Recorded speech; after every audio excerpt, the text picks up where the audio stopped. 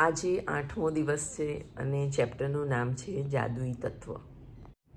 તો બુકમાં પહેલું જ વાક્ય એવું લખેલું છે કે ભોજન માટે તમારે કૃતજ્ઞ થવું જોઈએ. એના ઉપરથી મને યાદ આવે છે કે આપણે જ્યારે નાના હતા ત્યારે આપણા પેરેન્ટ્સ આપણને જમતા પહેલાં થાળી પીરસ્યા પછી હાથ જોડાવડાવતા હતા. અને સ્કૂલમાં પણ આ બધું જ આપણે કરતા હતા. Thank you for the food, thank you for the water, thank you for everything, એવું આપણે બોલતા હતા. તો એ જ વસ્તુ અહીંયા પણ વણી લેવામાં આવી છે કે તમે તમારા ભોજન માટે આભારી નથી એ ના ચાલે. તમારું આખું શરીર તમારા ભોજનથી જ બનેલું છે, તમારું મગજ પણ ભોજનથી બનેલું છે. તો ભોજન માટે તમારે આભારી રહેવું જ જોઈએ. જો તમે ના રહેતા હો તો ચોક્કસ હાથ જોડવાની ટેવ આ વિડીયો જોયા પછી પાડી દેજો. વધારે કંઈ ન આવડે તો એ ઈશ્વર, આ ખાવાનું આપવા માટે તારો ખૂબ ખૂબ આભાર, આ થાળી ભરેલી આપવા માટે તારો ખૂબ ખૂબ આભાર, એમ કરીને આપણે એટલું તો બોલી જ શકીએ છીએ. બુકમાં એવું લખ્યું છે કે એ સમય અથવા એક વસ્તુ તમે એવું વિચારી શકો કે જે વખતે તમને બહુ જ ભૂખ લાગી છે, બહુ જ ભૂખ લાગી છે અને ઘણા કલાકથી તમને કશું જ ખાવા મળ્યું નથી, ત્યારે તમારા મગજની સ્થિતિ કેવી હોય છે અને તમે જે મળે એ ખાવા માટે તૈયાર હો છો. તો ભૂખ અને ફૂડ એ બંને એકબીજાના એટલા બધા કાઉન્ટર પાર્ટ છે કે તમને ખબર પડવી જોઈએ કે ખાવાનું વગર આપણો એક દિવસ નીકળી નથી શકતો.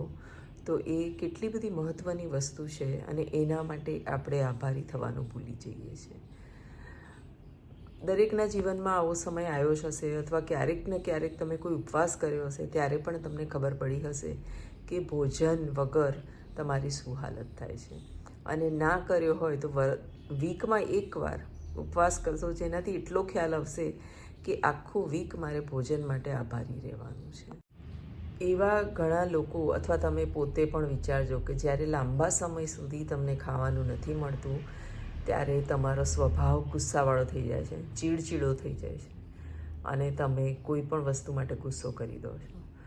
તો ભોજનનું આટલું બધું ઇમ્પોર્ટન્સ બુકમાં જ લખવામાં આવ્યું છે કે એનો આભાર આપણે ન માનીએ અને એ જ તત્વ આપણા શરીરને બનાવે છે. તો જાદુઈ તત્વ જે બોલે છે એ આ જ છે કે એ જાદુઈ તત્વ છે કે જે આપણને શરીરમાં એવી સ્ફૂર્તિ આપે છે કે જે આપણું મગજ અને શરીર બંને ચલાવે છે. ખાવાનું ન મળવાથી આપણો ડિસિઝન પાવર પણ ઓછો થઈ જાય છે. શું કરવું, શું ન કરવું એ વિશે પણ આપણે વિચારી શકતા નથી. હવે અત્યારે હું તમને એવું કહું કે કોઈ એક વસ્તુ વિશે તમે વિચારો અને એ વિચાર્યા પછી તમને ખબર પડશે કે મારે કોનું અને કેટલું આભારી થવાની જરૂર છે. સૌથી તમારી બેસ્ટ વસ્તુ કે તમને જે બહુ જ ભાવતું હોય એના વિશે વિચારો. સપોઝ મને દાલ ફ્રાય બહુ ભાવે છે, તો દાલ ફ્રાય બનાવવા માટે કઈ કઈ વસ્તુની જરૂર પડશે? સૌથી પહેલાં તો દાળની જરૂર પડશે. એક દાળ નાખતા હોય તો એક, મિક્સ દાળ નાખતા હોય તો મિક્સ દાળ. ત્યાર પછી એ દાળને બનાવવા માટે મારી પાસે વાસણની જરૂર પડશે એને બાફવા માટે. ત્યાર પછી બફાઈ ગયા પછી એને તડકો લગાવવા માટે મારે ઘીની જરૂર પડશે, તેલની જરૂર પડશે, જીરાની જરૂર પડશે, બીજા મસાલાની જરૂર પડશે, મીઠાની જરૂર પડશે, ડુંગળી ટામેટાનો વઘાર કરવાની જરૂર પડશે.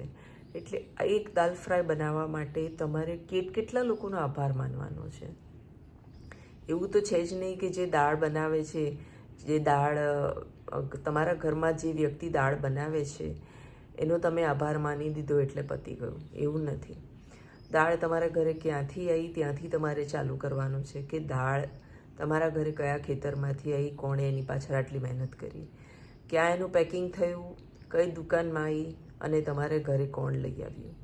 ત્યાર પછી જીરું ક્યાં ઉગ્યું, જીરાનું પેકિંગ ક્યાંથી થયું, ઘી ક્યાં થયું, ઘી ક્યાંથી તમારા ઘરે આવ્યું, ઘી બનાવવા પાછળ કેટલી મહેનત થઈ. ત્યાર પછી ડુંગળી ટામેટાં જેવા શાકભાજી તમે એ જે દાળ ફ્રાયમાં નાખ્યા એ કોણે ઉગાડ્યા, કોણે કેટલી મહેનત કરી અને તમારા ઘર સુધી કેવી રીતે આવ્યા. જો ઝીણીમાં ઝીણી વાત તમે વિચાર કરશો તો તમને ખબર પડશે કે તમે કેટલા બધાના આભારી થવાની જરૂર છે અને તમે એને વર્ષોથી કોઈનો આભાર માન્યો નથી.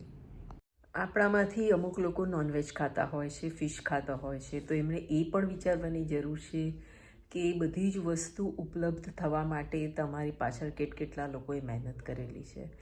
તો કહેવાનો મારો મતલબ એ જ છે કે જે પણ વસ્તુ આપણે ખાઈએ છીએ એના વિશે જો આપણે વિચારીશું કે આની પાછળ કેટલા જણની મહેનત છે, તો ઓટોમેટિક આપણા મોઢામાંથી આભાર નીકળતું જશે. આને એક પ્રેક્ટિસ જ છે. એટલે આ પ્રેક્ટિસનો એક મુખ્ય ભાગ છે કે તમારા શરીરમાં જે કંઈ જતું હોય એનો પહેલાં આભાર માનીએ. જેમ આપણે ખાતા પહેલાં પ્રભુને હાથ જોડતા હોઈએ છીએ, એ જ વસ્તુ છે આ.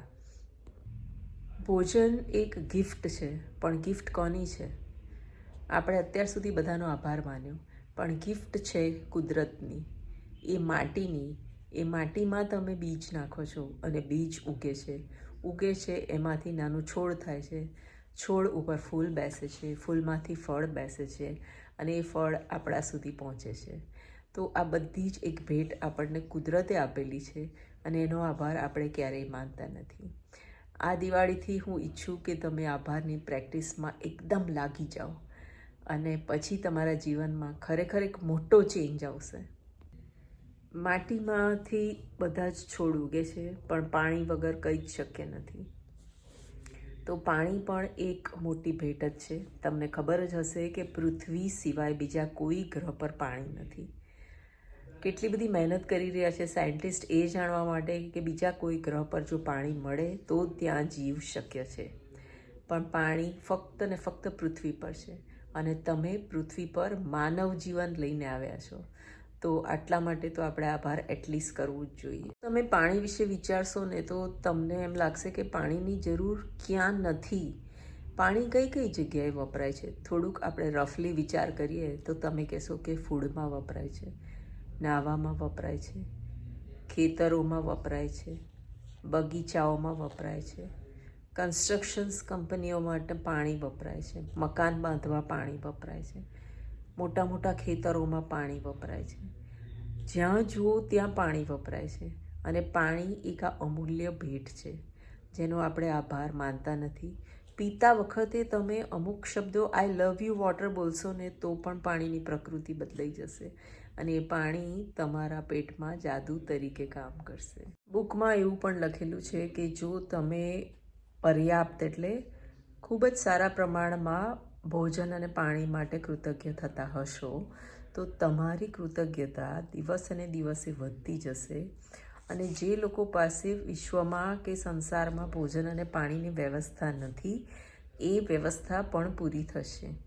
એટલે એવું કહેવા માંગે છે કે પૃથ્વી પર જેટલા પણ લોકો છે જેની પાસે બધું જ ઇનફ છે તો એ લોકો જો કૃતજ્ઞ થવાનું ચાલુ કરી દેશે તો કૃતજ્ઞતા એટલી બધી વધી જશે કે જે લોકો પાસે પાણી અને ભોજનની વ્યવસ્થા નથી એ કૃતજ્ઞતાના સહારે એ લોકોને પણ મળતું થઈ જશે. એટલે કુદરત એટલું તમને આપતી થઈ જશે, બધા માટે ઇનફ થઈ જશે. કોઈને ભૂખ્યું નહીં સૂવું પડે, કોઈને તરસ્યું નહીં રહેવું પડે.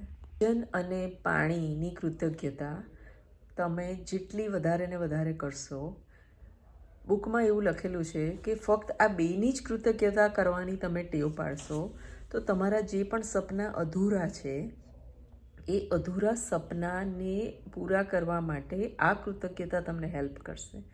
મારો કહેવાનો મતલબ એ છે કે એવું નથી હોતું કે તમે ભોજન અને પાણીની કૃતજ્ઞતા કરી તો તમને ભોજન અને પાણી જ મળશે. એવું નથી હોતું. તમે પર્યાપ્ત કૃતજ્ઞતા કરી તો પછી તમને એ બધી જ વસ્તુ અબન્ડન્સમાં મળશે જે તમને જોઈતી હશે. બુકમાં એક ક્વોન્ટમ ફિઝિક્સનો વાત કરેલી છે કે ક્વોન્ટમ ફિઝિક્સ પ્રમાણે જે પણ વસ્તુને જોવામાં આવે છે તે વસ્તુ એનો રૂપ અને એનો આકાર બદલી દે છે એવું કહેવામાં આવે છે. તો એ જ ક્વોન્ટમ ફિઝિક્સ આપણે આજે કૃતજ્ઞતાના ભાવ ઉપર પણ બુકમાં લીધેલું છે કે જે પણ વસ્તુને કે ખાવાના પદાર્થને કે પાણીને તમે જે પણ ભાવથી, થેન્ક્સના ભાવથી કે આભારના ભાવથી ફીલ કરો છો, પ્રેમ કરો છો, લવ કરો છો અને પછી એને ખાઓ છો તો એની બધી જ પ્રોપર્ટીઝ બદલાઈ જાય છે અને જે વસ્તુ તમને નુકસાન કરતી હોય ને શરીરમાં તો પણ તમે એને ખૂબ પ્રેમથી ખાઓ ને તો એની બધી પ્રોપર્ટીઝ બદલી જાય છે અને એ પ્રોપર્ટીઝ તમે શરીરને નુકસાન નથી કરતી પ્લસ ફાયદો કરે છે. એટલે આ કૃતજ્ઞતાના ગુણ છે, આભારની પ્રેક્ટિસ છે અને હવે આને સાયન્સ પણ માને છે કે તમે એને જેટલો પણ આભાર આપશો એટલી એ વસ્તુ બદલાતી જશે અને તમારા માટે યોગ્ય બનતી જશે. અહીં એક પ્રયોગ આપેલો છે કે જ્યારે પણ તમે ખાવા બેસો કે કશું પણ ખાતા હો ત્યારે એક કોળિયો તમે એવી રીતે ખાજો કે બસ નોર્મલી જેવો છે એવો તમે ખાઓ છો અને એનો સ્વાદ લો છો. અને બીજો કોળિયો લેતા પહેલાં એ જે ફૂડ જે તમે ખાઓ છો એને ખૂબ પ્રેમ કરજો, ખૂબ આભાર માનજો અને ખૂબ પોઝિટિવ ફિલિંગ્સ સાથે એ તમારા મોઢામાં મૂકજો. તો એ જે કોળિયો છે એનો સ્વાદ 100% ડિફરન્ટ અને સારો થઈ ગયો હશે જે તમે પહેલો ખાધો હશે. એટલે કૃતજ્ઞતાની શક્તિ બધી જ વસ્તુ ઉપર લાગુ પડે છે એ તમે વાત ચોક્કસ માની લેજો, કારણ કે એમાં બિલકુલ ખોટું નથી અને આ બધું સાયન્ટિસ્ટે પણ પ્રૂવ કરેલું છે. એટલે આપણે ના માનનારા કોણ છે કે ભાઈ હું નથી માનતો કે નથી માનતી. આપણે તો આને એક્સેપ્ટ કરવાનું જ છે, કારણ કે આ તો સાયન્ટિફિકલી બી પ્રૂવ છે, પ્લસ ભગવાન પણ આને સચ્ચાઈ માને છે. તો આપણે કોણ છીએ એને ના માનવાવાળા? રોન્ડા બર્ને એમાં આ બુકમાં અને આ ચેપ્ટરમાં એવું પણ લખ્યું છે કે જો તમે દરેક વસ્તુ પર કૃતજ્ઞતા, ખાવા પીવાની વસ્તુ ઉપર બોલવાનું અથવા વિચારવાનું ભૂલી જતા હોવ તો મારી ટેકનિક અપનાવી શકો છો કે તમે કોઈ પણ વસ્તુને ખાતા પહેલાં આમ કશું ભભરાવતા હોય એવી રીતે કૃતજ્ઞતાને ભભરાવો, આભાર આભાર આભાર બોલતા જાઓ અને હાથ એવી રીતે ફેરવતા જાઓ. તો તમને હંમેશા યાદ રહેશે કે મારે આ વસ્તુ માટે આભારી થવાનું છે, કૃતજ્ઞ થવાનું છે. અને એ વસ્તુનો પણ સ્વાદ બદલાઈ જશે. એ વસ્તુને તમારે ખાવાથી તમારા શરીરમાં પણ એની પાચન ક્રિયાનું પણ અસર ખૂબ ગહેરી થશે અને તમને બધું જ સારી રીતે પચી જશે અને બધું જ તમારા લોહીના ફોર્મેશનમાં મદદ કરશે અને કૃતજ્ઞતા તમારા લોહીમાં પણ પહોંચી જશે. આ બધી જ વસ્તુ ઘણા લોકોને એવું લાગે છે કે આવું તો હોતું હશે, આવું હોતું હશે, આવું હોતું હશે, એવું કર્યા વગર તો તમે આટલા વર્ષો વિતાવી દીધા છે. હવે 1 મહિનો મારી સાથે પ્રેક્ટિસ કરવાનો તમારી પાસે ટાઈમ નથી. જેને નથી દેખાતું એને કશું જ નથી મળતું અને જેને દેખાય છે એને બધું જ મળી જાય છે. તો બીજું કશું જ વિચાર્યા વગર પ્રેક્ટિસ જ કરો. હવે કોઈ દિવસ એવું થાય કે તમે કૃતજ્ઞતા કરવાનું ભૂલી જાઓ અથવા કોઈ સમય એવું થાય કે તમે ભૂલી ગયા હો, તો બુકમાં એવું પણ લખેલું છે કે તમે જ્યારે પણ એવું થાય ત્યારે તમે જ્યારે પણ ફ્રી બેઠા હો ત્યારે એ સમયને યાદ કરો, એ સમય માટે આભારી રહો, એ સમયે તમે જે ખાધું પીધું હોય એ બધી જ વસ્તુ માટે આભારી રહો, જે માણસોને મળ્યા હોય અથવા જે પણ કાર્ય કર્યું હોય એ બધાને આભારી રહો અને તમારો દિવસ સંપૂર્ણ આભારથી પૂરો કરો. અને આ વસ્તુ જો તમે તમારા જીવનમાં લાવી દીધી તો તમારા જીવનમાં ના પૈસાની કમી રહેશે, ના પ્રેમની કમી રહેશે, કોઈ પણ કમી તમારા જીવનમાં નહીં રહે. ઓપોર્ચ્યુનિટીઝ એની જાતે આવશે અને તમારે તો બસ એના માટે આભાર જ બોલવાનું રહેશે. આભાર કાભાર કરતા જાઓ, જીવન સુધારતા જાઓ. રોન્ડા બર્નનો આ મંત્ર અપનાવવામાં આપણને શું તકલીફ છે મને એ નથી ખબર પડતી. ફક્ત આભાર જ બોલવાનું છે ને. અને જો તમને મોટેથી બોલવાની શરમ આવતી હોય, લોકો તમને ચીડવતા હોય તો તમારે મનમાં બોલી લેવાનું, એનો પણ કંઈ વાંધો નથી. પણ જેવો તમારામાં ફેરફાર જોશે એટલે લોકો તમને ચોક્કસ પૂછશે કે ભાઈ તારા જીવનમાં એવું તો તું શું કરી રહ્યો છું કે તને આટલો જબરજસ્ત ફેરફાર થઈ ગયો, તારા મોઢા પર ગ્લો આવી ગયો, તારા વાળ ફરીથી કાળા જેવા દેખાવા માંડ્યા છે, પ્લસ તું હસતો ને હસતા દેખાવ છો, પછી તમારી હેલ્થ સારી દેખાય છે, તમારામાં ફાઇનાન્શિયલ ગ્રોથ દેખાય છે. એવું તો તમે શું કરી રહ્યા છો? અને ત્યારે ના માનનારા લોકો પણ માનશે. તો આજની પ્રેક્ટિસ બહુ જ ઇમ્પોર્ટન્ટ છે. જેટલી પણ પ્રેક્ટિસ છે આપણે રોજ જ કરવાની છે અને એ બધી જ પ્રેક્ટિસ ઇન્કોર્પોરેટ કરીને આપણે આપણી જીવન સંભાળવાનું છે. વિડીયો ગમે તો લાઈક કરો, ચેનલને સબસ્ક્રાઈબ કરો અને શેર કરો.